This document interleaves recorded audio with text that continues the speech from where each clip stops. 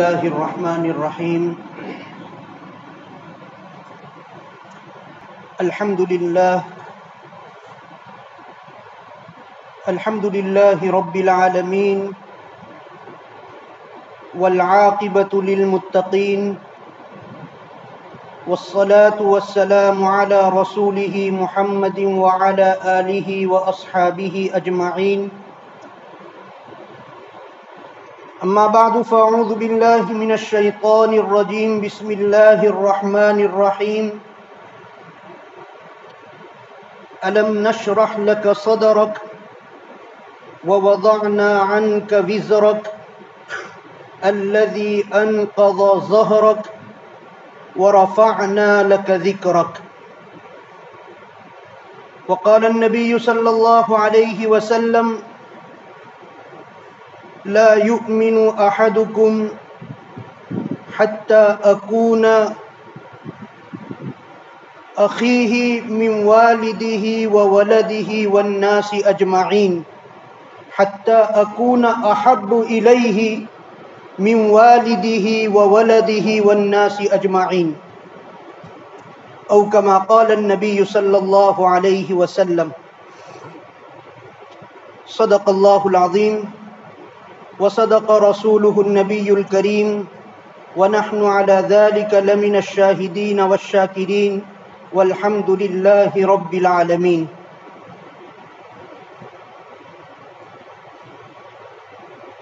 بزرگان دین، نوجوانان اسلام،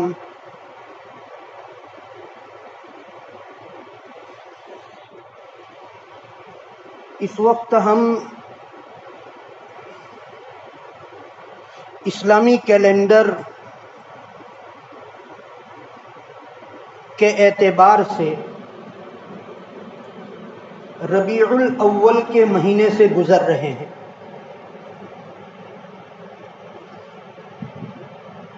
جس طرح انگریزی کیلنڈر میں 12 مہینے ہوتے ہیں، جنوری سے لے کر دسمبر تک، ایسے ہی اسلامی کیلنڈر میں بھی 12 مہینے ہوتے ہیں. پہلا مہینہ محرم الحرام، دوسرا مہینہ صفر المظفر، اور تیسرا مہینہ ربیع الاول.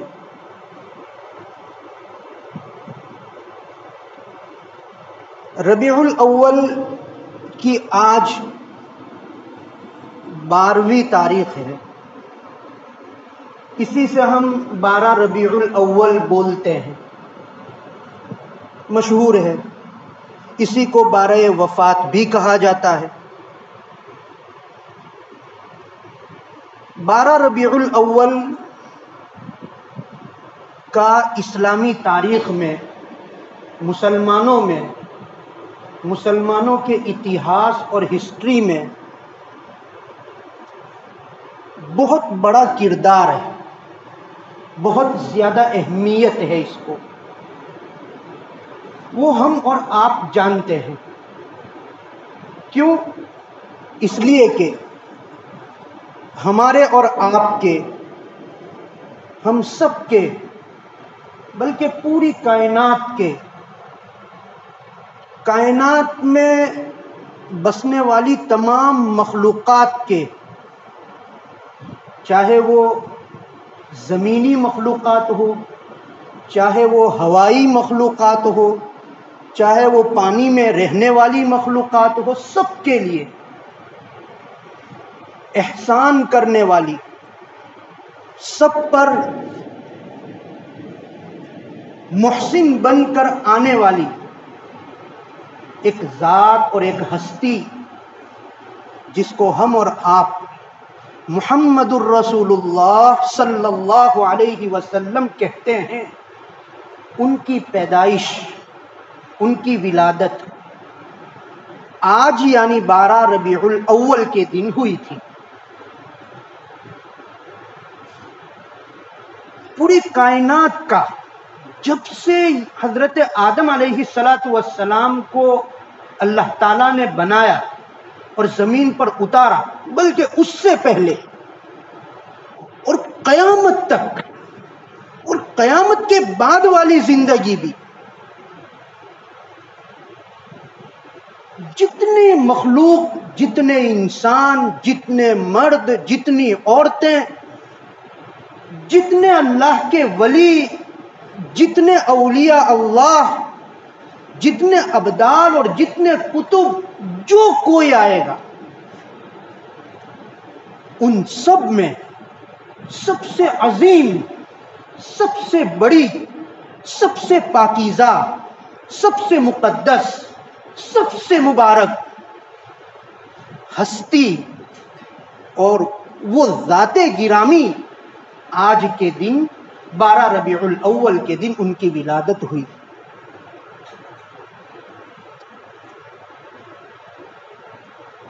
اس وقت اسلامی کیلنڈر کا جو سال چل رہا ہے، ہماری اس گھڑی کے اوپر وہ آ رہا ہوگا 1442۔ 1442 یعنی جناب نبی کریم صلی اللہ علیہ وسلم مکہ مکرمہ سے ہجرت فرما کر مدینہ منورہ تشریف لے گئے، اس کو آج 1442 سال ہوئے۔ 1442 سال۔ پھر آج ربیع الاول کی 12 تاریخ اور 1442واں سال چل رہا ہے۔ وہ دن جو تھا وہ پیر کا دن تھا، سوموار، اگرچہ آج جمعہ ہے۔ علماء نے مشہور مسلمانوں میں یہی ہے کہ وہ جمعہ کا وہ جو ہے پیر کا دن تھا، لیکن ایک قول یہ بھی ہے کہ وہ جمعہ کا دن تھا۔ بہرحال، اور عیسوی اعتبار سے، عیسائیوں کے کیلنڈر کے اعتبار سے اس وقت جو سال چل رہا ہے وہ ہے 2020۔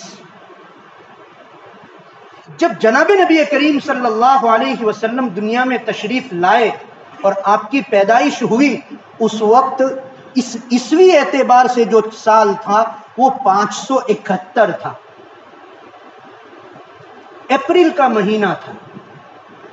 کسی نے کہا وہ 20ویں تاریخ تھی اور کسی نے کہا وہ 22ویں تاریخ تھی۔ بہرحال آپ صلی اللہ علیہ وسلم 12 ربیع الاول کے دن پیدا ہوئے تھے۔ کس وقت پیدا ہوئے؟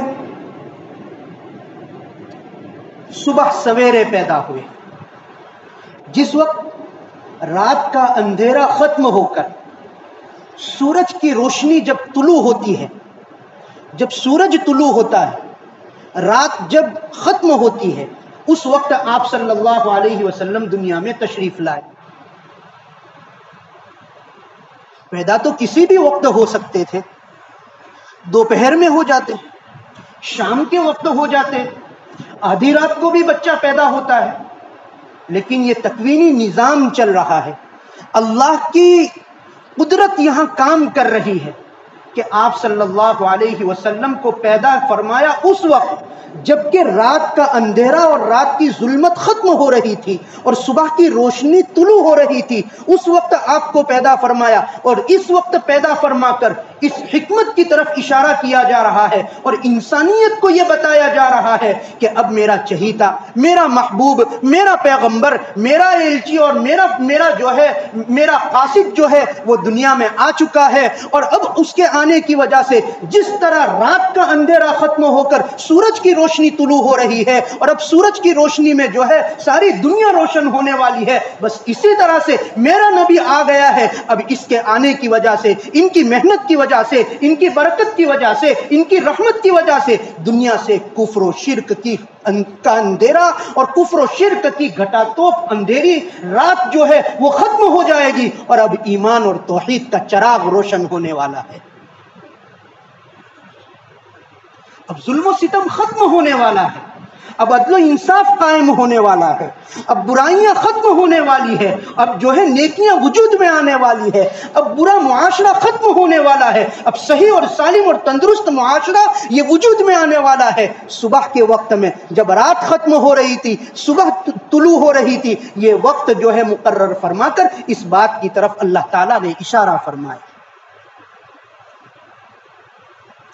اللہ کے پیارے نبی صلی اللہ علیہ وسلم جب دنیا میں تشریف لائے، ہم اور آپ جانتے ہیں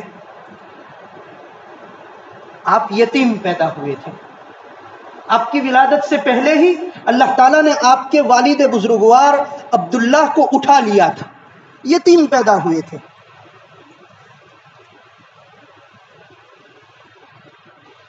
دنیا میں اتنا بڑا کام اللہ کے نبی سے محمد الرسول اللہ سے لینا تھا، لیکن والد کے سائے کو پہلے اٹھا لیا. علماء نے عجیب و غریب حکمت یہاں لکھی ہے کہ آپ کو یتیم کیوں پیدا کیا. علماء یہ لکھتے ہیں کہ جب دنیا میں کوئی انسان، کوئی نوجوان کوئی بڑا کارنامہ انجام دیتا ہے، کوئی اچھا کام کرتا ہے، تو لوگ یہ کہتے ہیں اس کے والد نے کتنی اچھی تربیت کی ہے، اس کے والد نے اس کے پیچھے کتنی محنتیں کی ہے، اس کے والد نے اس کو کتنے بڑے مدرسے میں پڑھایا اور کتنی قربانی دی، اس کے والد نے اس کو کتنے بڑے کالج میں اتنے دور بھیجا اور اس کو کتنا بڑا انجینئر اور ڈاکٹر اور اس کو جو ہے اس کو سائنسداں بنایا. لوگ یہ کہتے ہیں کہ بیٹے کی جو اچھائی ہوتی ہے اس کی نسبت اس کے والد کی طرف کرتے ہیں اور کہتے ہیں یہ اس کے والد کی وجہ سے ہے. اللہ تعالیٰ کو یہ گوارا نہیں تھا. اللہ تعالیٰ نے چاہا کہ میرا محبوب دنیا میں جا کر جو بھی کارنامے انجام دے گا، اس کے جو بھی کمالات وجود میں آئے گے، اس کی جو بھی کاروائی جو ہے دنیا میں وجود میں آئے گی، اس کی نسبت کسی انسان کی طرف نہ ہو، بلکہ یہ کمالات میں خود اپنی جانب سے میرے نبی کو دے رہا ہوں. اس کے کمالات کی نسبت کسی انسان کی طرف نہ ہونی چاہیے. اس لیے آپ کے وجود سے آنے سے پہلے ہی آپ کے والد کو دنیا سے اٹھا لیا گیا. کتنی عظیم ہستی، کتنی بابرکت ہستی. اللہ تعالیٰ فرماتے ہیں لولاک لما خلقت الافلاک، کہ اے محمد، اے میرے پیارے نبی، اگر آپ کو پیدا کرنے کا ارادہ نہ ہوتا تو یہ آسمان اور زمین کو میں نہ بناتا. خلاصہ کائنات اسی لیے کہا جاتا ہے کہ اگر آپ کو زمین پر، آپ کو دنیا میں بھیجنے کا میرا ارادہ نہ ہوتا تو یہ کائنات کا جو پنڈال میں نے سجایا ہے، یہ کائنات کا پنڈال میں نہ سجاتا. ایسی عظیم ہستی، ایسی بابرکت ہستی کہ جس کی امت میں پیدا ہونے کے لیے، جس کی امت کا فرد بننے کے لیے پہلے والے نبیوں نے دعا کی. حضرت موسیٰ علیہ السلام نے دعا کی، حضرت عیسیٰ علیہ السلام نے دعا کی کہ جناب نبی کریم صلی اللہ علیہ وسلم کی امت میں ہمیں شامل کیا جائے. موسیٰ علیہ السلام کی دعا قبول نہیں ہوئی، عیسیٰ علیہ السلام کی دعا قبول ہوئی. قرب قیامت میں دنیا میں تشریف لائیں گے اور دنیا میں تشریف لا کر حضرت جناب نبی کریم صلی اللہ علیہ وسلم کے امتی بن کر شریعت محمدیہ کے مطابق زندگی گزاریں گے. آپ کے کارناموں کو کیسے بیان کیا جا سکتا ہے؟ لیکن آج ہم دنیا میں دیکھ رہے ہیں اسلام دشمن طاقتیں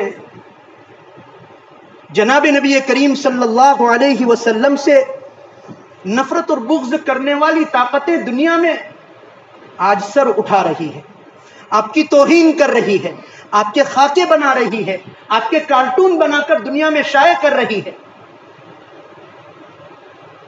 آپ کو بدنام کرنے کی کوشش کی جا رہی،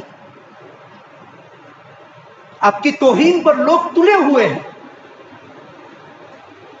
میں نے قرآن مجید کی آیت کریمہ پڑھی، سورہ الم نشر کی آیت کریمہ وَرَفَعْنَا لَكَ ذِكْرَكَ. اللہ تبارک و تعالی جناب نبی کریم صلی اللہ علیہ وسلم سے فرما رہے ہیں کہ یہ دنیا چاہے کچھ بھی کرتی رہے، یہ دنیا آپ کے بارے میں جو بھی بکواس کرتی رہے، ہم آپ کے ذکر کو بلند کر کے رہیں گے، ہم آپ کا چرچا بلند کر کے رہیں گے، ہم آپ کی عزتوں کو بلند کر کے رہیں گے، ہم آپ کو رفعتوں کے بام عروج تک پہنچا کر رہیں گے، ہم آپ کو رسوا نہیں کریں گے. تو کسی کو اگر اسلام میں داخل ہونا ہو تو صرف لا الہ الا اللہ یا اشہد ان لا الہ الا اللہ بولنے سے وہ مسلمان نہیں ہو سکتا جب تک کہ وہ اس کا دوسرا جز واشہد ان محمدا عبدہ ورسولہ جب تک جناب نبی کریم صلی اللہ علیہ وسلم کا نام نہیں لے گا اس وقت تک وہ مسلمان نہیں ہو سکتا. اب اندازہ تو لگائیے قدرت کس طرح نظام قائم کر رہی ہے, قدرت کس طرح اپنی قدرت, اللہ کس طرح اپنی قدرت کے کرشمے دکھلا رہے ہیں. ایک چھوٹا بچہ جب ہمارے یہاں پیدا ہوتا ہے, چھوٹے بچے کی ولادت ہوتی ہے, اللہ اکبر, تو کہا اس کے داہنے کان میں اذان دی جائے, اس کے سیدھے والے کان میں اذان دی جائے. وہ اذان میں اشہد ان لا الہ الا اللہ کے بعد فوراً اشہد ان محمد الرسول اللہ جناب نبی کریم صلی اللہ علیہ وسلم کا نام ضرور آتا ہے. اسی کو تو کہا ورفعنا لک ذکرک, ہم آپ کے ذکر کو بلند کریں گے. میری 5 وقت کی نمازیں, میں 5 وقت نماز پڑھتا ہوں, مسلمان 5 وقت نماز پڑھتے ہیں, دنیا کے کونے کونے میں نماز پڑھتے ہیں, بڑی بڑی مسجدوں میں نماز پڑھتے ہیں اور چھوٹے چھوٹے جھونپڑوں میں بھی نماز پڑھتے ہیں, جنگلات میں نماز پڑھی جا رہی ہے, پہاڑوں پر نمازیں پڑھی جا رہی ہے. جہاں نماز جو مسلمان پڑھتا ہوگا, چاہے وہ سنی پڑھتا ہوگا, چاہے وہ بریلوی پڑھتا ہوگا, چاہے وہ سلفی پڑھتا ہوگا, چاہے وہ اہل حدیث پڑھتا ہوگا, چاہے وہ شیعہ پڑھتا ہوگا, کوئی بھی مسلمان جس نے کلمہ توحید لا الہ الا اللہ پڑھا ہوگا, وہ نماز جب پڑھتا ہوگا تو وہ قاعدے میں بیٹھ کر التحیات کے بعد درود پاک پڑھے گا. اس درود پاک میں جناب نبی کریم صلی اللہ علیہ وسلم کا نام لے گا. اسی کو تو کہا ورفعنا لک ذکرک. یہ دنیا کچھ بھی بکواس کرتی رہے, یہ جیسے بھی کارٹون بناتی رہے, انسان 5 وقت کی اذان ہوتی ہے, ان 5 وقت کی اذان میں وہ 5 وقت کی اذان واشنگٹن اور نیو یارک میں بھی ہو رہی ہے, وہ 5 وقت کی اذان لندن جیسے شہر میں بھی ہو رہی ہے, وہ 5 وقت کی اذان بمبئی اور دلی میں بھی ہو رہی ہے, وہ 5 وقت کی اذان پیرس میں بھی ہو رہی ہے, وہ 5 وقت کی اذان ڈینمارک میں بھی ہو رہی ہے. جہاں جہاں اذان ہو رہی ہوگی, جنگلات میں ہو رہی ہے, بستیوں میں ہو رہی ہے, شہروں میں ہو رہی ہے, قریہ قریہ مسجدوں میں اذانیں دی جا رہی ہے, جہاں جہاں دی جا رہی ہوگی. افریقہ کے غریب ترین ملکوں کے اندر چھوٹی چھوٹی کالوں کے اندر ہو رہی ہے, گوروں کے اندر ہو رہی ہے, ہندوستان میں ہو رہی ہے, سب جگہ اذان ہو رہی ہے. دن میں 5 مرتبہ اذان ہو رہی ہے. ان اذانوں کے اندر اشہد ان محمد الرسول اللہ کہہ کر اللہ تعالیٰ یہ فرماتے ہیں, اے دنیا کے لوگوں, میرے نبی کو ذلیل کرنے کے لیے, ان کی بے عزتی کرنے کے لیے تم میں جتنی طاقت ہو اتنی طاقت کر لیجئے, لیکن میرے نبی کا نام اذانوں کے اندر بلند ہوتا رہے گا. یہی تو ہے ورفعنا لک ذکرک. انسان مر جاتا ہے, جب اس کا انتقال ہو جاتا ہے مسلمان کا, تو انتقال کے وقت ہم جنازے کی نماز پڑھتے ہیں. جنازے کی نماز میں پہلے ثنا پڑھتے ہیں, پھر اس کے فوراً بعد ہم درود پاک پڑھتے ہیں. یہ درود پاک کیا ہے؟ اسی درود پاک میں جناب نبی کریم صلی اللہ علیہ وسلم کا نام لیا جاتا ہے. جب پیدا ہوا تھا تب بھی حضور کا نام لیا, جب گڑھے کے اندر قبر میں جا رہا ہے تب بھی حضور کا نام اس کے سامنے لیا جا رہا ہے. اسی کو تو کہا ورفعنا لک ذکرک. اس وقت یورپ کا ایک ملک ہے فرانس, وہاں جناب نبی کریم صلی اللہ علیہ وسلم کے کارٹون بنا کر آپ کی تذلیل اور آپ کی توہین کا وہ ارادہ رکھتے ہیں. وہ 2 لوگوں نے, وہ 3 لوگوں نے, یا وہ ایک ملک نے آپ کی تذلیل یا توہین کا ارادہ کیا, پوری دنیا کے 57 ملکوں کے اندر جو مسلمانوں کی کنٹری ہے اور مسلمانوں کے ممالک ہے, ان 57 ملکوں کے اندر جناب نبی کریم صلی اللہ علیہ وسلم کا نام نامی, اس میں گرامی, آپ کی نعت اور جو ہے آپ کی توصیف لوگ روڈوں پر نکل کر رہے ہیں, راستوں پر نکل کر لوگ کر رہے ہیں, راستوں پر آپ کے نام کے پرچے لگائے جا رہے ہیں, اسٹیڈیموں کے اندر جہاں میچ ہو رہی ہے وہاں آپ کے ناموں کا آپ کا ذکر اور آپ کا چرچا ہو رہا ہے. اس وقت فرانس میں, اس سے پہلے بھی ہوا تھا, یہ عیسائی ملک ہے اور تقریباً 6 ملین مسلمان اس ملک کے اندر رہتے ہیں, یعنی 60 لاکھ مسلمان اس ملک کے اندر رہتے ہیں. اور اس وقت دنیا میں سب سے تیزی سے اسلام اگر کسی ملک میں پھیل رہا ہو اور اسلام لوگ قبول کر رہے ہو تو وہ فرانس کا ملک ہے. اس لیے وہ بوکھلایا ہوا ہے. عیسائی طاقتیں اس لیے پریشانی میں ہے کہ اس کو کیسے روکا جائے. کچھ دنوں پہلے بڑا عجیب و غریب واقعہ ہے، آپ نے بھی پڑھا ہوگا، سنا ہوگا. کچھ دنوں پہلے فرانس کے صدر نے، میکرون نے، یہ اعلان کیا کہ اسلام اب پرانا مذہب ہو چکا ہے. اس کی تعلیمات اب بوسیدہ اور پرانی ہو چکی ہے، اس لیے اب ہم نیا اسلام، اب ہم نئی تعلیمات جو ہے اس کو ایجاد کریں گے. اب ہم نیا دھرم اور نیا دین بنائیں گے.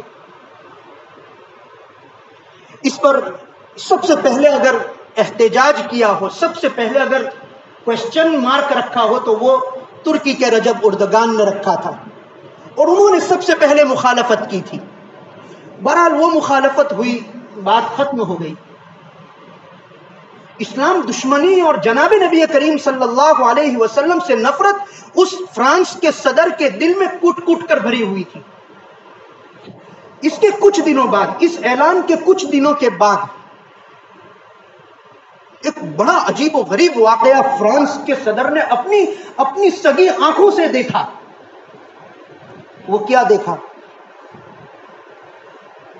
ایک بوڑھی عورت جو عیسائی تھی، اور وہ رفاہی کام کر رہی تھی. چھوٹے بچے جو ہوتے ہیں، جو یتیم ہو جاتے ہیں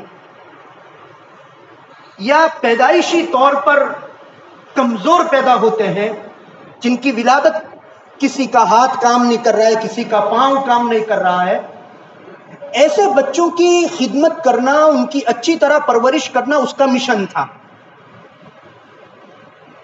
یہ عورت اپنے اس مشن کو لے کر افریقہ کا ایک ملک ہے مالی، وہاں جا کر وہ خدمت کر رہی تھی. مالی کے اندر مجاہدین نے، جس کو یہ لوگ دہشت گرد کہتے ہیں، جس کو کوئی شدت پسند کہہ رہا ہے، مجاہدین نے اس کو گرفتار کر لیا 2016 میں. اور 2016 میں اس بوڑھی عورت ہے، اس عورت کو گرفتار کر کے، عیسائی عورت، اس کو گرفتار کر کے مجاہدین نے اپنے یہاں ان کے پاس جو یتیم بچے تھے، ان بچوں کی پرورش پر اس کو مامور کیا، اس کو ذمہ داری دے دی. گویا وہ بوڑھی عورت اسلامی مجاہدین، مسلم مجاہدین کے قبضے میں اور ان کی قید میں ہے. 4 سال ہو گئے. چونکہ وہ بہت بڑی نن تھی، چرچ کی عورت تھی، چرچ میں کام کرنے والی تھی، عیسائیوں کی بہت بڑا نام تھا عیسائیوں کے یہاں. جس طرح ہم مشہور ہے مدر ٹیریسا کے نام سے، اس طرح وہ بھی بہت بڑی لوگوں کی خدمت کرنے والی اور رفاہی کام کرنے والی اور بچوں کی پرورش کا مشن کرنے والی وہ عورت تھی. اس لیے حکومتی لیول پر اس کو آزاد کرنے کی کوششیں ہونے لگی، اور وہ فرانس کی رہنے والی. حتیٰ کہ عیسائیوں کا مرکز، جس کو ویٹیکن سٹی کہا جاتا ہے، جیسا ہمارا مرکز مسلمانوں کا مکہ مکرمہ ہے، اس طرح عیسائیوں کا مرکز جو ہے سب سے بڑا، جہاں کوئی عیسائیوں کے علاوہ کوئی دوسرے مذہب کا ماننے والا اس شہر کے اندر داخل نہیں ہو سکتا، وہ جو ہے ویٹیکن سٹی، ان کا سب سے بڑا پوپ جو ہے، اس نے اس کے لیے محنت کی کہ کسی طرح اس عورت کو چھوڑا جائے. چنانچہ بات یہ طے ہوئی کہ مالی کی حکومت نے یا افریقن ملکوں کی حکومت نے جو مجاہدین کو گرفتار کیا ہے اور قید کیا ہے، ان کو رہا کیا جائے، اس کے بدلے میں اس عورت کو چھوڑا جائے گا. اس شرط پر مجاہدین کو رہا کیا گیا اور ادھر اس عورت کو چھوڑا گیا. فرانس کی حکومت نے اتنا اہتمام کیا کہ باقاعدہ چارٹر فلائٹ جو ہے، اسپیشل فلائٹ جو ہے، وہ فرانس سے وہاں مالی تک گیا اس عورت کو لینے کے لیے. خود اس عورت کا بیٹا بھی اس فلائٹ میں اس کو بھیجا گیا اور وہ فلائٹ جو ہے وہاں اترا اس عورت کو لانے کے لیے. اس عورت کو وہاں پورے اکرام اور اعزاز کے ساتھ بٹھایا گیا اور بٹھا کر اس کو فرانس لایا گیا. اور اس کی تعظیم میں، اس کے استقبال میں، اس کو ویلکم کرنے کے لیے، اس کو جو ہے اس کی عزت افزائی کے لیے خود فرانس کا صدر بھی ایئرپورٹ تک پہنچا.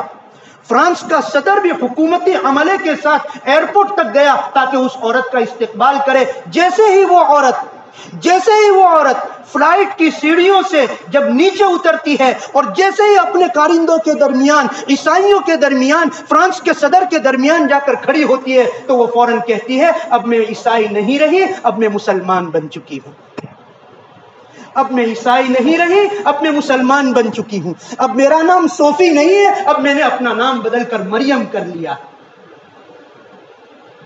یہ چیز فرانس کا بڑا، جو پوری دنیا کے عیسائیوں کا سب سے بڑا انسان جس کو پوپ کہا جاتا ہے، وہ اس کی رہائی کی کوشش کر رہا ہے کہ ہماری عورت ان کے قبضے میں ہے. اور فرانس کا صدر اس کے استقبال کے لیے ایئرپورٹ تک جا رہا ہے اور جیسے وہ سیڑھی سے نیچے اترتی ہے اور اس کو صوفی صوفی کہہ کر بلاتے ہیں تو فوراً وہ کہتی ہے بکواس بند کر دیجئے، اب میں صوفی نہیں رہی، اب میرا نام مریم ہو چکا ہے. جبکہ اس کے کچھ ہی دن پہلے فرانس کے صدر نے یہ اعلان کیا تھا، وہاں کے پی ایم نے یہ اعلان کیا تھا کہ اسلام اب بوسیدہ اور پرانا مذہب ہو چکا ہے، اس کو اب بدلنے کی ضرورت ہے. یہ واقعہ اور یہ اس بوڑھی عورت کے یہ الفاظ فرانس کے صدر کے دل پر اس طرح چوٹ پہنچا رہے تھے کہ اس کی نیند حرام ہو گئی کہ یہ کیا ہو رہا ہے. ایک تو اس واقعے کی وجہ سے وہ بڑا پریشان تھا کہ کس طرح سے اس کا بدلہ لیا جائے، کس طرح سے مسلمانوں کو دنیا میں بدنام کیا جائے. دوسری طرف اس وقت دنیا کے دو ملکوں کے درمیان جنگ ہو رہی ہے، ہم اور آپ جانتے ہیں. وہ دو ملک رشیا سے، روس سے آزاد ہوئے ہیں. روس پہلے بہت بڑا ایک ملک تھا، پھر اس کے ٹکڑے ہو گئے اور تقریباً 7 یا 8 یا اس سے زیادہ اس میں سے چھوٹے چھوٹے ملک، چھوٹے چھوٹے دیش بنے. اس میں سے ایک ملک کا نام آذربائیجان ہے اور دوسرے ملک کا نام آرمینیا ہے. ان دو ملکوں کے درمیان اس وقت جنگ ہو رہی ہے اور چل رہی ہے ابھی. آذربائیجان مسلمانوں کا ملک ہے، اکثریت مسلمان ہے، اس حکومت بھی مسلمانوں کی ہے اور وہ بڑا ملک ہے. آرمینیا عیسائیوں کا ملک ہے، حکومت عیسائیوں کی ہے. آذربائیجان اور آرمینیا کے درمیان جو جنگ ہو رہی ہے اس کی وجہ یہ ہے کہ آذربائیجان کی بہت بڑی زمین پر آرمینیا جو عیسائیوں کا ملک ہے اس نے قبضہ کر لیا ہے. تو یہ آذربائیجان اپنی زمین کو چھڑانے کے لیے، اس کو آزاد کرانے کے لیے اس وقت اس کے ساتھ، آرمینیا کے ساتھ جنگ میں اترا ہوا ہے. اس سے پہلے بھی جنگ ہوئی تھی. اس سے پہلے کچھ سالوں پہلے جب جنگ ہوئی تھی اس وقت آرمینیا نے آذربائیجان کو شکست دی تھی اور آذربائیجان کا بہت بڑا نقصان کیا تھا. اور اس نقصان کی وجہ یہ تھی کہ فرانس نے، جو عیسائی ملک ہے، اس نے آرمینیا کی مدد کی تھی اور آرمینیا اس نے ہتھیار بھیجے تھے، آرمینیا پہ اس نے فوج بھیجی تھی اور اس کی فوج نے آذربائیجان کو ہرایا تھا اور اس کو شکست دی تھی. اور وجہ یہ بنی تھی اس وقت بھی کہ ایران نے، جو شیعوں کا ملک ہے، مسلمانوں کا ملک ہے، ایران نے اس وقت فرانس کو راستہ دیا تھا، اس لیے کہ آرمینیا تک پہنچنے کے لیے ایران پر سے گزرنا پڑتا ہے. تو فرانس کو ایران نے راستہ دیا تھا، اس لیے آرمینیا پہنچ گئے، اس لیے جو ہے فرانس پہنچ گیا تھا آرمینیا اور وہاں پہنچ کر اس نے آذربائیجان کو مارا تھا اور بہت بڑا نقصان کیا تھا. یہ کچھ سالوں پہلے کی بات ہے. پھر جنگ بند ہو گئی، اب پھر شروع ہو رہی ہے اور اس وقت تختہ بالکل الٹا ہے. اس وقت پکچر اور تصویر بالکل الگ ہے. اس وقت آذربائیجان بہت بڑا نقصان کر رہا ہے آرمینیا کا، بہت بڑا نقصان آرمینیا کا کر رہا ہے. اور دنیا اس وقت اپنے اپنے مسائل کے اندر ایسے الجھی ہوئی ہے. ایک طرف امریکہ وہاں پہنچ نہیں سکتا، اس لیے کہ کورونا کا مسئلہ چل رہا ہے. دوسری طرف امریکہ کو کسی طرح سے افغانستان سے نکلنا ہے اور افغانستان سے نکل کر اس کو جو ہے آزاد ہونا ہے. تیسری طرف امریکہ کے اندر اس وقت الیکشن کی تیاریاں چل رہی ہیں، اس لیے امریکہ وہاں نہیں جا پا رہا ہے. ادھر ترکی آذربائیجان کی مدد کر رہا ہے. بڑا عجیب و غریب ہے. اس وقت فرانس جو ہے وہ یہ چاہ رہا ہے کہ کسی طرح سے آرمینیا کی مدد کی جائے، عیسائی ملک کی مدد کی جائے، لیکن ایران اس کو راستہ نہیں دے رہا ہے، ایران اس کو وہاں پہنچنے نہیں دے رہا ہے. اس لیے آذربائیجان آرمینیا کو سخت مار رہا ہے. تقریباً جو ہے اس کے 700 سے 800 سپاہی وہ آذربائیجان نے اس کے قتل کر دیے ہیں، موت کے گھاٹ اتار دیے ہیں. اور جو زمین آرمینیا نے قبضہ کر لی تھی اس کا اکثر حصہ اب جو ہے آذربائیجان نے وہ اپنے ہاتھ میں لے لیا ہے. یہ عیسائیوں کے لیے بہت بڑی شکست ہے. شکست خوردہ ہو کر، ہزیمت کے ساتھ ہار کر 20 سال کے بعد امریکہ ہاتھ جوڑ کر افغانستان سے نکل رہا ہے کہ ہمیں نکلنے کا موقع دے دیجئے. وہ امریکہ جو یہ کہہ رہا تھا کہ ہم 2 گھنٹوں میں افغانستان کی اینٹ سے اینٹ بجا دیں گے اور 2 گھنٹوں کے اندر ہم فیصلہ کر لیں گے، آج 20 سال ہو گئے. 20 سال کے بعد اب امریکہ یہ کہہ رہا ہے کہ آؤ ہم کرسی پر بیٹھ کر بات چیت کے ذریعے مسئلہ حل کرتے ہیں. یہ عیسائیوں کے لیے ایسا پیچیدہ مسئلہ بنا ہوا ہے کہ کس طرح مسلمانوں کو، اسلام کو بدنام کیا جائے. اس لیے یہ آخری حربہ وہ اختیار کر رہے ہیں. آخری حربہ، اس سے بڑھ کر اب ان کے پاس کوئی راستہ نہیں ہے. انہوں نے مسلم ممالک پر حملہ کر کے دیکھ لیا، انہوں نے عراق کو تباہ و برباد کر کے دیکھ لیا، انہوں نے یمن کو تباہ و برباد کر کے دیکھ لیا، انہوں نے سیریا اور شام کو تباہ کر کے دیکھ لیا. مسلم جو گلف کی کنٹریز ہیں ان سب کو ختم کر کے دیکھ لیا، سب جگہ پر اپنے اڈے بنا لیے. لیکن اسلام جو کی تو حالت میں ہے. اس لیے اب وہ یہ چاہ رہے ہیں کہ محمد الرسول اللہ صلی اللہ علیہ وسلم کہ ایک مسلمان کے دل میں جناب نبی کریم صلی اللہ علیہ وسلم کی محبت اتنی ہوتی ہے کہ وہ اپنے ماں باپ کو، وہ اپنے بیوی بچوں کو، وہ اپنے گھر بار کو تو قربان کر دے گا، لیکن حضور کی توہین کا ایک جملہ، حضور کی بے عزتی کا ایک جملہ مسلمان برداشت نہیں کرے گا. اس لیے اب وہ آخری حربہ اور آخری راستے پر، آخری پوائنٹ پر آ چکے ہیں. بہرحال ہم کیا کر سکتے ہیں؟ ہم یہاں بیٹھ کر اپنی بستی میں کیا یہ جمعہ کا بیان، کوئی دوسرے مولانا کا بیان یا دعا سن کر کیا مسئلہ ختم ہو جائے گا؟ پہلی فرصت میں ہماری ذمہ داری ایسے موقع پر یہ ہے کہ سب سے پہلے جو دنیا میں اس وقت ہو رہا ہے اور اس کی وجہ سے فرانس کا بہت بڑا نقصان ہو رہا ہے، وہ منت سماجت کر رہا ہے اور اس نے اپنے آدمیوں کو مسلم ممالک کے اندر بھیج دیا ہے اس بات کے لیے کہ ہماری پروڈکٹ کا جو آپ بہشکار کر رہے ہیں، ہماری پروڈکٹ کو جو آپ ٹھکرا رہے ہیں، وہ آپ ایسا مت کیجئے. کیونکہ ان کا کوئی دھرم نہیں ہے، ان کو ان کا آخرت پر ایمان نہیں ہے. ان کا تو جو کچھ ہے وہ مال اور پیسہ ہے، وہی ان کا معبود ہے، وہی ان کا سب کچھ ہے. اس لیے پیسوں کا نقصان، مال کا نقصان ان کی سب سے بڑی ناکامی ہے. اس لیے اب وہ بوکھلائے ہوئے ہیں اس بات سے کہ ہماری پروڈکٹ جو ہے، وہ گھبرائے ہوئے ہیں اس بات سے کہ کہیں ہماری پروڈکٹ کا بائیکاٹ جو ہے سرکاری طور پر، حکومتی طور پر نہ ہو جائے. حکومتی طور پر صرف دنیا کے ممالک میں سے صرف 3 ملک ہے یا 2 ملک ہے جنہوں نے حکومتی طور پر اعلان کیا ہے کہ ان کی پروڈکٹ کو استعمال نہ کیا جائے. نمبر 1 کویت، نمبر 2 ترکی، تیسرا غالباً پاکستان ہے یا نہیں اس کا معلوم نہیں ہے. بس یہ 2 ملک ایسے ہیں کہ جنہوں نے حکومتی طور پر یہ کہا ہے کہ ان کی پروڈکٹ کا جو ہے بائیکاٹ کیا جائے. اس کے علاوہ دوسرے مسلم بڑے بڑے ممالک انہوں نے حکومتی طور پر کوئی ایکشن نہیں لیا ہے، ان کی مجبوری ہے. لیکن پبلک نے، وہاں کی عوام نے یہ طے کیا ہے کہ ہم فرانس کی پروڈکٹ کو استعمال نہیں کریں گے. ہمارے لیے سب سے پہلے جو ہماری ذمہ داری بنتی ہے وہ یہ ہے کہ فرانس کی پروڈکٹ اگر استعمال کرتے ہو پتہ نہیں ہے وہ کون سی پروڈکٹ ہو سکتی ہے. سنا ہے کہ بال کالے کرنے کی جو کوئی کلر ہوتا ہے وہ فرانس کا بنا ہوا ہوتا ہے, اور بیوٹی کے جو پروڈکٹ ہوتے ہیں, خوبصورتی کے جو پروڈکٹ ہوتے ہیں وہ زیادہ تر فرانس کے ہوتے ہیں. دیکھا جائے اس کو کہ اگر وہ فرانس کے پروڈکٹ ہو, دوسرے ملکوں کی بنی ہوئی چیزیں ہیں, اس کا الٹرنیٹ موجود ہے, اس کا بدل موجود ہے, تو جب بدل موجود ہے تو اس کو استعمال کیا جائے. سب سے پہلے ہم جناب نبی کریم صلی اللہ علیہ وسلم کی محبت کی آگ اگر اپنے دل میں محسوس کرتے ہو, آپ کی محبت کی انگیٹھی اگر ہمارے دل میں اگر وہ جل رہی ہو, تو ہمارا سب سے پہلی ذمہ داری یہ بنتی ہے ہماری کہ ہم ان پروڈکٹ کا بائیکاٹ کریں.